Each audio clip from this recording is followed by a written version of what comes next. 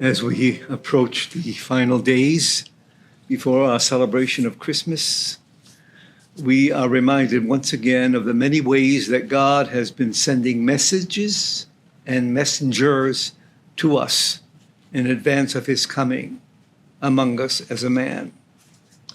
Time and again, different prophets spoke to us of God's concern and compassion for his people, assuring them that he walked with them. We were given an example of one such prophet today in the person of Malachi, who God sent to assure people that he would send a messenger to prepare hearts, restore relationships, and turn people back to God. The messenger God is sending would not simply announce news, he would shape hearts. In Luke's gospel today, the prophecies of God took flesh in the birth of John the Baptist. We heard the neighbors who asked, "What will this child be?" And the answer was clear. John is the messenger that Malachi spoke of. John's very name, God is gracious, announces the new area of salvation. His life becomes a bridge between the old and the new. John is the one who calls people back to God, reconcile hearts, points away from himself towards Jesus. He lives simply, he's bold, and he's faithful.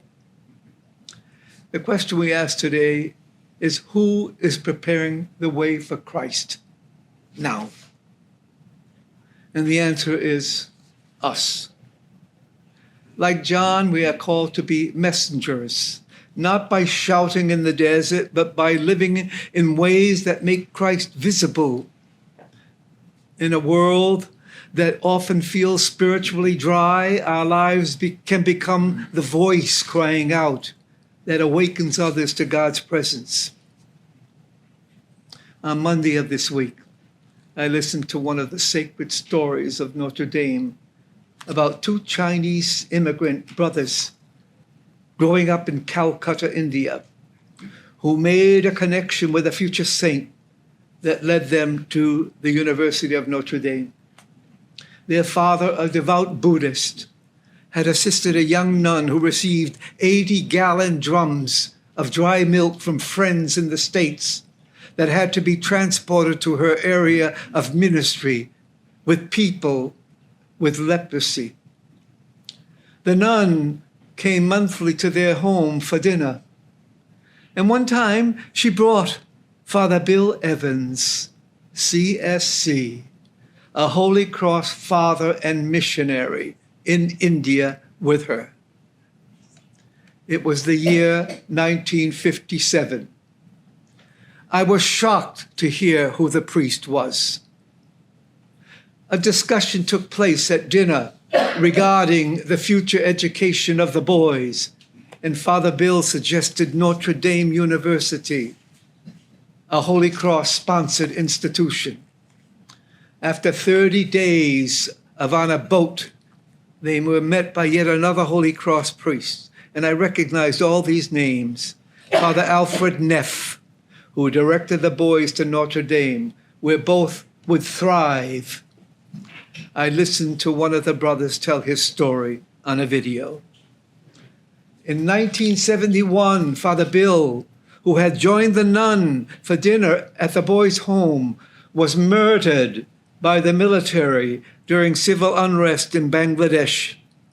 To this day, the locals consider him a saint.